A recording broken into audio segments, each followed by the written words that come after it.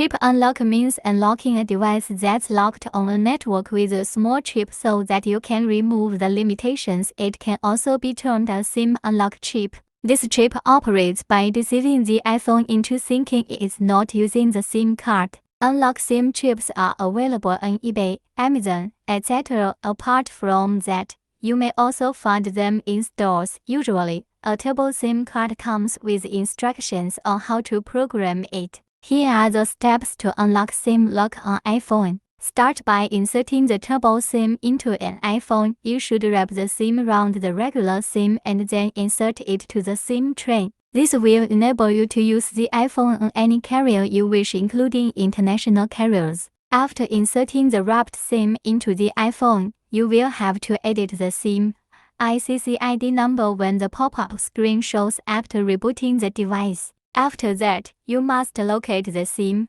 ICCID number field on your phone's screen, then enter the turbo SIM's ICCID number. After entering the right ICCID number, you should remove turbo SIM from the iPhone. Once done, you can now use the iPhone on any carrier.